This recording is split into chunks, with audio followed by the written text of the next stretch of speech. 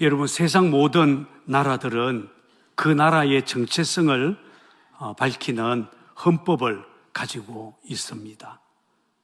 본래 헌법이란 국가의 기본 조직에 관한 법으로 그 나라가 어떤 나라인지를 말하는 것입니다.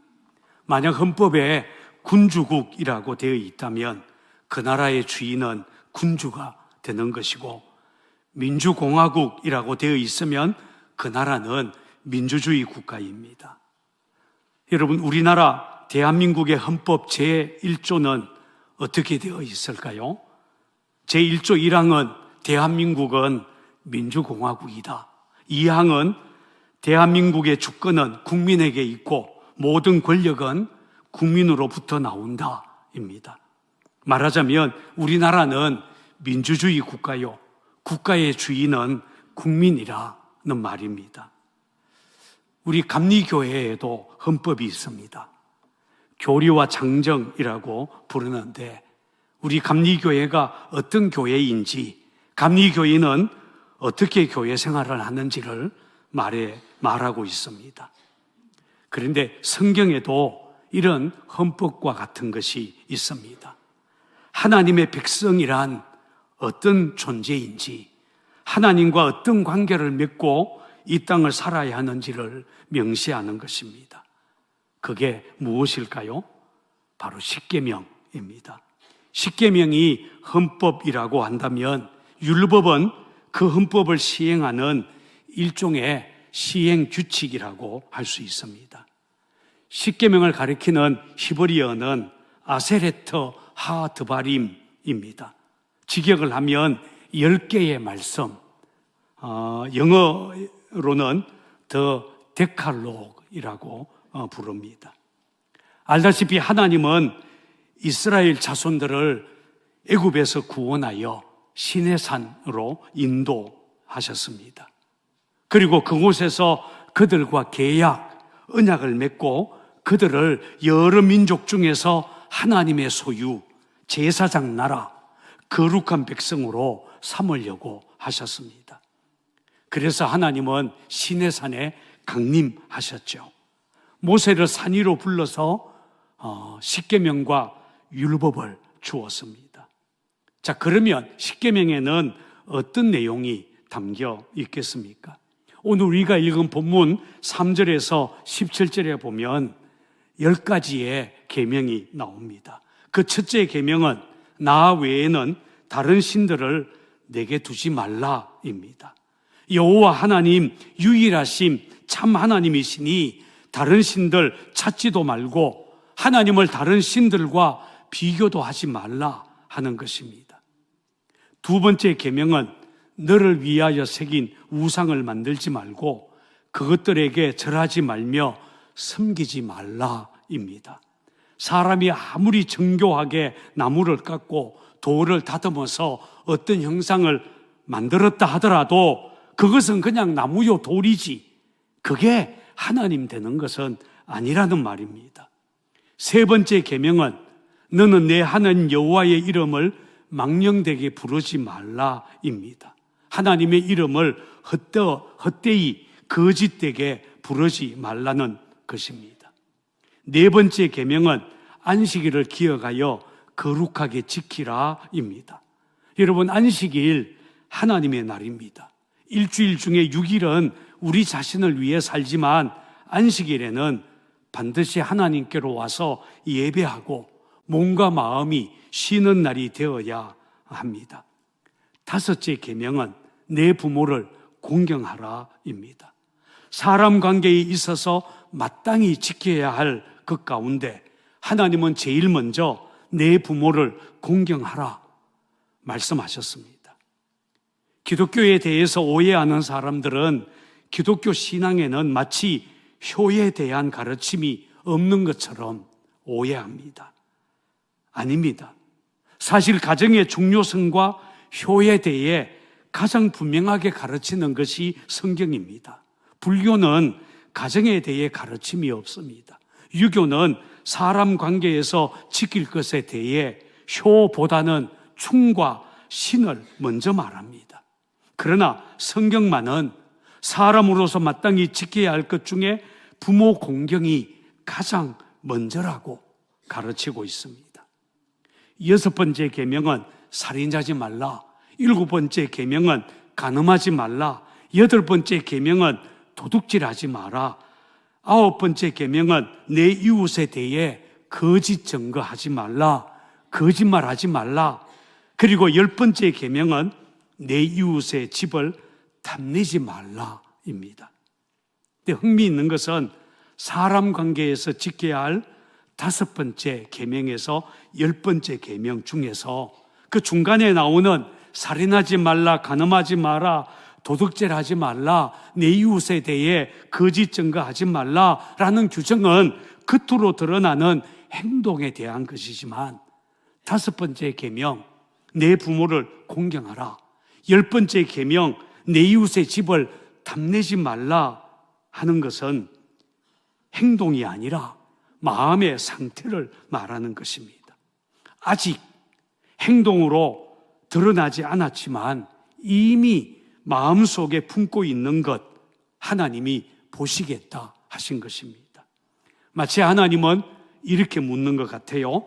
너는 정말 내 부모를 공경하는 마음 가지고 있냐? 내 이웃이 가진 것을 볼 때에 내 마음에 탐심이 생기지 않냐? 여러분, 하나님께서 이렇게 겉으로 드러나는 행동 이전에 우리 마음의 동기에 대해 언급하신 이유가 무엇이겠습니까? 그것은 그 누구도 십계명을 완전히 지킬 수 없다는 것을 보여주신 것입니다. 부모를 원망하거나 거역하지 않은 사람 세상에 어디 있겠으며 평생 단 한 번도 탐심을 가지지 않은 사람 세상에 어디 있겠습니까? 당연히 없습니다. 인간은 존재론적으로 죄인이고 본질적으로 타락한 존재이기 때문입니다. 문제는 유대인들의 오해입니다. 그들은 십계명과 율법을 완벽하게 지키는 것으로 자신들의 의의를 드러내려고 했습니다. 나는 십계명을 다 지켰습니다. 나는 율법에 흠이 없습니다. 이렇게 말하려고 했다는 겁니다. 이런 태도는 하나님의 의의를 모르고 자기 의의를 세우려고 하는 것에 불과합니다. 그러나 사람이 십계명 완전하게 지키는 것 사실상 불가능합니다. 사도 바울은 이렇게 말합니다. 율법의 행위로 그의 앞에 의롭다함을 얻을 육체가 없나니 율법으로는 죄를 깨달음이니라.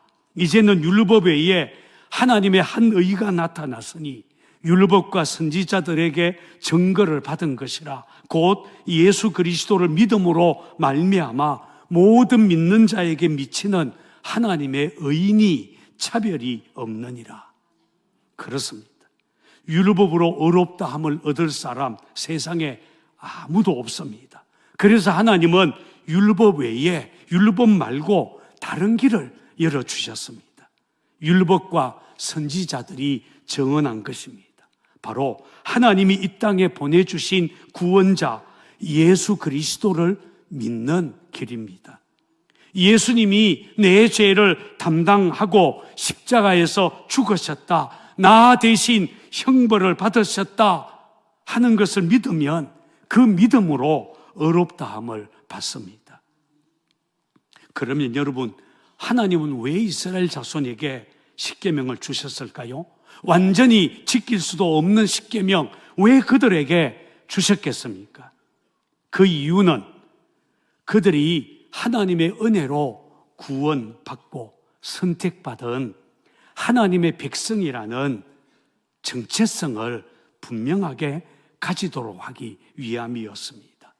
자, 본문 1절, 2절을 같이 읽겠습니다. 시작. 하나님이 이 모든 말씀으로 말씀하여 이르시되 나는 너를 애굽 땅 종되었던 집에서 인도하여 낸 내 하나님 여호와니라. 무슨 뜻입니까? 내가 누구인지 알라는 것입니다. 너희가 받은 은혜가 어떤 것인지 기억하라 라는 말입니다. 십계명을 주신 분이 너를 애굽 애굽에서 400년, 애굽의 400년 종살이로부터 해방시켜 자기 백성으로 삼아 주신 분, 바로 너희들의 하나님이시다 하는 것입니다. 따라서 십계명에는 하나님의 거룩한 비전, 하나님이 이스라엘 자손을 하나님의 소유, 제사장 나라, 거룩한 백성으로 삼고자 하는 하나님의 꿈이 담겨 있다고 할 수 있습니다. 이스라엘 자손이 하나님의 거룩한 제사장 나라가 되려면 생각하는 것, 말하는 것, 예배하는 것, 이웃을 대하는 것, 돈을 쓰는 것, 배우자를 대하는 것, 직업을 대하는 것에서 과거와 달라져야 한다는 말입니다. 과거의 삶, 애굽에서 종살이하면서 아무렇게나 살았던 그런 삶 청산해야 한다는 것입니다. 그래서 하나님은 10가지 계명 그리고 율법을 그들에게 주신 것입니다. 문제는 그들이 십계명을 주신 그들의 하나님이 어떤 분이신지, 얼마나 그들이 큰 은혜를 받았는지, 하나님이 자기들에게 얼마나 큰 기대를 가지고 계신지를 자주 잊어버린 데 있습니다. 계명을 주신 하나님의 뜻에 대해서 무지하고 억지로 그 계명의 조항을 지키려고 하다 보니까 계명 지키는 기쁨도 사라지고 겨우 형식만 남게 되었습니다. 어느 책에 나오는 이야기입니다. 오래전 시카고에서 있었던 일이랍니다. 늦은 밤에 캐톨릭 사제가 일을 마치고 주차장에서 차를 향해 걸어가고 있었습니다. 막 차문을 열려고 하는데 기둥 뒤에 숨어있던 사람이 재빨리 다가와 총을 이마에 대고 위협합니다. 위기를 직감한 사제는 두 손을 들었습니다. 강도는 작은 소리로 지갑을 달라고 했습니다. 사제가 지갑을 꺼내려고 한 손을 양복 안주머니에 찔러 넣는 순간 하얀 클러지 칼라, 로만 칼라가 불빛에 반짝였습니다. 그것을 보고 강도가 묻습니다. 신부님이십니까? 그렇습니다만, 그 말을 듣더니 강도는 이마에 대었던 총을 거두고 자기 허리춤에 찔러 넣었습니다. 그리고 말합니다. 저는 신부님은 안 틉니다. 저도 가톨릭 교인이거든요. 안심했던 사제는 안주머니에서 지갑 대신 담배를 꺼냅니다. 자기 입에 한 대를 물고 강도에게 한 대를 건넸습니다. 그러자 강도가 사양하면서 이렇게 말합니다. 저는 사순절 기간에는 담배를 피우지 않기로 하나님께 서야겠답니다. 정말 어이없는 이야기죠. 그런데 우리도 이런 잘못을 자주 범합니다. 하나님의 말씀을 기쁨으로 순종하는 것이 아니라 하나님께 벌 받을까 봐 두려워서 억지로 형식적으로 계명을 지킵니다. 그렇기 때문에 사순절에 금년 서약을 하면서도 못된 강도짓은 멈추지 않는 이런 모순이 생기게 되는 것입니다. 여러분, 하나님께서 십계명을 주신 두 번째 이유는 이스라엘 자손이 항상 복을 누리고 풍성한 삶을 살도록 하기 위함이었습니다. 하나님은 자기 백성을 어떤 법칙이나 어떤 법이나 규칙으로 묶어두거나 형벌이나 저주로 위협하려고 십계명을 주신 것은 결코 아닙니다. 오히려 그들에게 복을 주려고 하신 것입니다. 물론 계명, 율법, 계율 이런 단어들은 구속당하고 억압당하는 느낌을 줄 수 있습니다. 대부분 계명이 하지 말라 이런 부정적인 표현으로 되어 있기 때문에 더 무겁게 느껴질 수도 있습니다. 심지어 믿는 우리들조차도 계명이라는 말을 들으면 마음에 짐이 됩니다. 그러나 십계명의 의도는 우리를 강요하거나 짐을 치우거나 위협하려는 의도 아닙니다. 본질적으로 하나님의 계명은 우리를 향한 하나님의 사랑의 표현입니다. 신명기 4장 40절은 이렇게 말합니다. 오늘 내가 네게 명하는 여호와의 규례와 명령을 지키라. 너와 내 후손이 복을 받아 내 하나님 여호와께서 내게 주시는 땅에서 한없이 오래 살리라. 하나님께서 십계명과 율법을 주신 이유, 통제가 아니라 오히려 은혜 베풀고 복을 누리게 하기 위함이라는 것입니다. 아버지가 딸에게 애야 밤늦게 다니지 마라, 9시까지는 꼭 들어와야 돼, 이렇게 말을 할 때 이것은 딸의 행동을 제약해서 딸에게서 자유를 빼앗으려고 하는 것이 아니라 오히려 딸을 향한 아버지의 사랑을 나타내는 것이죠. 여러분, 저는 제 아내와 연애하고 결혼했습니다. 제 아내와 데이트할 때 늦은 밤에는 만날 수가 없었습니다. 항상 저녁 9시가 맥시멈이었습니다. 장인어른이 아내에게 항상 이렇게 말했다고 합니다. 밤 9시가 지나면 남자들은 늑대가 된다. 9시까지는 반드시 들어와라. 그래서 아내는 9시만 되면 무조건 집으로 들어가야 된다고 늘 말했습니다. 여러분, 하나님이 우리에게 계명을 주신 것도 마찬가지입니다. 그런데 여러분, 하나님께서 이스라엘 자손에게 주신 이 10개의 계명에는 매우 중요한 특징이 한 가지 있습니다. 여러분, 이 10계명이 하나님과 인간의 바른 관계를 다루고 있다는 것입니다. 한마디로 하나님이 먼저이다 라는 것입니다. 하나님은 10계명을 두 돌판에 새겨서 모세에게 주었습니다.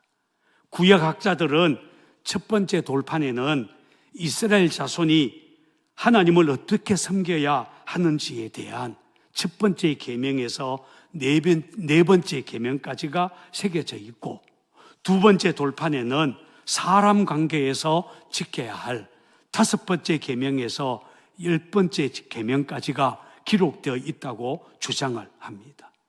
그리고 이렇게 두 개의 돌판에 나누어 기록한 것은 하나님과의 바른 관계가 먼저 이루어져야 비로소 사람 사이의 관계도 바르게 될 수 있다는 것을 강조하려는 중요한 의도가 있다라고 말합니다. 성경에 봐도 하나님이 십계명을 두 돌판에 일부러 나누어 기록한 것을 강조합니다. 출애굽기 31장 18절은 이렇게 말합니다. 여호와께서 시내산 위에서 모세에게 이르시기를 마치신 때에 정급한 둘을 모세에게 주시니 이는 돌판이요 하나님이 친히 쓰신 것이더라. 돌판이 몇 개라고 말합니까? 2개라고 말합니다. 더군다나 그 판은 하나님이 만든 것입니다. 글자는 하나님이 친히 써서 판에 새긴 것이라고 말합니다. 하나님은 당신의 손으로 친히 2개의 돌판을 만들어 두 돌판에 10개의 계명을 새겨서 모세에게 주면서 하나님 섬기기를 먼저 해야 그 다음에 내 이웃을 사랑으로 대할 수 있다, 그렇게 가르쳤다는 것입니다. 오래전에 신학교에서 십계명이 오리지널한 것이냐라는 신학적인 논란이 있었습니다. 그동안에는 십계명이 제일 오래된 법이라고 생각했는데 십계명보다 더 오래된 법이 있다는 것을 발견했기 때문입니다. 바로 바벨로니아의 함무라비 법전이 바로 그것입니다. 그래서 십계명이 함무라비 법전을 베낀 것이 아닐까 이렇게 추측하는 신학자들도 있었습니다. 그러나 신학자들이 함무라비 법전과 십계명을 더 심도 있게 비교하고 연구한 결과 이 둘 사이에는 본질적인 차이가 있다는 것을 발견하게 되지요. 함무라비 법전은 사회법에 국한되어 있는 반면에 십계명은 하나님과의 관계를 먼저 다루고 있다는 것입니다. 함무라비 법전에는 하나님에 대한 계명, 1계명부터 4계명까지와 같은 이런 내용이 나오지 않습니다. 그것은 사람들이 만든 사회법에 불과하다는 것입니다. 그러나 십계명은 하나님이 주신 법, 디바인 로, 신율이라고 할 수 있습니다. 서구 사회가 민주사회법을 만들 때 가장 중요한 기원과 토대가 된 것이 바로 성경에 나오는 십계명과 율법이었다고 학자들은 말합니다. 그런데 문제는 서구 사회가 인간관계를 다루는 사회법을 만들 때 성경의 내용을 그대로 따랐지만 하나님과의 관계를 다루는 신앙적인 부분만은 쏙 다 빼버렸습니다. 그래서 하나님이 없는 사회법이 된 것입니다. 따라서 세속적인 법 정신이나 법 철학에는 하나님이 없습니다. 이렇게 되자 아무리 새로운 법을 만들고 또 만들어도 세상의 죄, 이 세상의 악함을 막을 길이 없어지게 되었습니다. 세상은 점점 어두워져 가고 있는 것입니다. 그러나 여러분, 우리는 분명히 압니다. 하나님을 모르면 올바른 인생 살 수 없습니다. 하나님께서 우리 인간을 만드실 때 하나님의 형상으로 지으셨기 때문입니다. 하나님 없는 인생, 어둠에서 사는 것과 같습니다. 십계명은 우리가 하나님과 어떤 관계에 서야 하는지를 먼저 이야기합니다. 하나님을 알아야 다른 사람과 어떻게 관계를 맺고 살아야 할지를 제대로 알 수 있다는 말입니다. 이게 십계명이 강조하는 것입니다. 그러므로 여러분, 오늘 우리는 십계명을 다시 읽으면서 두 가지를 생각해야 합니다. 하나는 하나님의 은혜입니다. 여러분, 이스라엘이 하나님의 백성 된 것은 전적인 하나님의 은혜였습니다. 맞습니까? 그들이 애굽에서 400년 동안 종살이 했습니다. 하나님은 그들을 긍휼히 여기셔서 구원해 내셨고 그들을 하나님의 백성으로 삼아 주셨습니다. 여러분, 저와 여러분 마찬가지입니다. 하나님은 우리를 죄와 죽음, 세상의 온갖 저주에서 구원해 주셨습니다.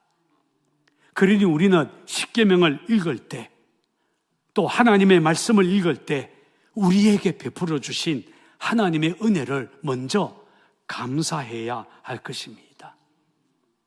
다른 하나는 하나님의 기대입니다. 한번 따라해 볼까요? 하나님의 기대. 하나님이 이스라엘 자손에게 십계명을 주시면서 그들이 온전한 하나님의 소유, 제사장 나라, 거룩한 백성이 되기를 기대하셨다는 말입니다. 다른 민족과는 달라야 한다는 것입니다. 우리도 마찬가지입니다. 저와 여러분을 구원하신 하나님은 우리가 성령으로 거듭나서 거룩한 성품으로 변화되기를 기대하십니다. 그렇기 때문에 하나님은 우리가 마음대로 살도록 내버려 두지 않습니다. 때로는 인생의 광야를 만나게 하심으로, 때로는 힘든 인간관계를 통해서 우리의 모난 것들을 깎아냅니다. 그리고 하나님의 성품을 닮아가도록 빚어나가십니다. 그러므로 우리가 하나님의 말씀, 하나님의 계명을 가슴에 품고 우리가 살아가면 이 말씀이 우리를 변화시킬 것이고 마침내 교회와 세상을 새롭게 하는 사람들이 될 것입니다. 여러분, 십계명은 이스라엘 자손을 하나님의 백성답게 하는 것입니다. 그들이 다른 민족과 본질적으로 다른 것은 그들에게는 하나님이 주신 말씀이 그들의 가슴에 있다는 것입니다. 하나님의 백성이란 그런 의미에서 말씀을 받은 백성, 곧 말씀의 백성이라는 것입니다. 한번 따라해 볼까요? 말씀의 백성. 여러분, 예수 믿지 않은 사람과 예수 믿고 구원받은 우리는 본질적으로 다릅니다. 우리 안에는 하나님의 말씀이 새겨져 있습니다. 그러므로 오늘 저와 여러분이 하나님의 백성이 맞다면 하나님의 주신 말씀이 우리 가슴에 살아있도록 해야 됩니다. 부지런히 말씀을 읽고 배우고 그 말씀을 지켜 하나님이 원하는 모습으로 세상에서 변화되어 가야 할 것입니다. 지난주 월요일 새벽기도 시간에 나눈 이야기입니다만 어느 목사님의 글에 이런 이야기가 나옵니다. 아이들이 어렸을 때 아내는 부엌식당 벽면에 헌 달력 뒤집어서 거기에 성경 구절을 써놓고 아이들이 밥을 먹기 전에 먼저 그 성경을 암송하게 한 후에 밥을 먹게 했습니다. 아이 때는 기억력이 좋을 때니까 몇 번만 읽어도 아이들은 그 말씀을 줄줄 외우게 되었습니다. 그러나 아이들이 습관적으로 성경 구절을 외우고 밥 먹는 것을 보면서 목사님 생각에는 저렇게 성경을 외우게 하는 것이 무슨 효과가 있을까? 이렇게 의심을 했답니다. 그런데 그렇지 않았습니다. 한 번은 막내가 담배 모양으로 된 껌을 구해와서는 엄마가 보는 앞에서 담배 피우는 흉내를 냈습니다. 아내가 놀라가지고 빗자루 들고 뛰어갔습니다. 그러자 막내는 엄마에게 이 담배 모양으로 된 껌의 껍질을 벗기면서 엄마, 껌이에요, 껌. 그렇게 제 엄마를 놀렸습니다. 빗자루를 들고 뛰어갔지만 때리자니 담배가 아니고 안 때리자니 뭔가 이상해서 아내가 머뭇거리고 있었는데 그때 옆에 있던 첫째 아이가 이렇게 말했답니다. 악은 모양이라도 버리라고 하는데. 결국 그날 막내는 엄마에게 실컷 두드려 맞았습니다. 첫째가 담배 모양으로 된 껌으로 엄마를 놀린 막내가 맞아야 할 성경적인 근거 대주었기 때문이었습니다. 목사님은 그날 하나님의 말씀을 읽고 암송한다는 것이 얼마나 놀라운 일인지 알게 되었다고 합니다. 아이들이 생각 없이 그냥 밥 먹기 위해 성경 구절을 외웠겠죠. 그 말씀이 왜 필요한지, 언제 필요한지 생각하지도 않고 그냥 외웠습니다. 그리고는 아마 곧 잊어버렸을 것입니다. 그런데 그 말씀이 꼭 필요한 상황이 되자 자기도 모르는 사이에 무의식적으로 튀어나왔고 해석이 되었고 적용까지 되었던 것입니다. 우리가 하나님의 말씀 배우고 외워야 할 이유가 여기에 있습니다. 우리 안에 말씀이 새겨지면 우리 안에 새겨진 말씀이 결국 마귀의 유혹을 이기게 하고 세상 시험을 이기게 하고 영적 승리를 가져다 줄 것입니다. 여러분, 누가 복 있는 사람이겠습니까? 하나님의 은혜를 알고 하나님을 사랑함으로 계명을 가슴에 품은 사람, 계명을 지키는 사람입니다. 여러분은 하나님의 백성이 맞습니까? 그러면 하나님의 말씀 가슴에 새기고 그 말씀을 따르기를 바랍니다. 세상이 어둡고 힘들수록 우리 가슴에 새겨진 하나님의 말씀, 우리 인생의 빛이 될 것입니다. 우리는 그 말씀의 빛을 따라 이 어두운 세상을 살아가야 됩니다. 말씀이 내 길의 빛이요 내 발의 등입니다.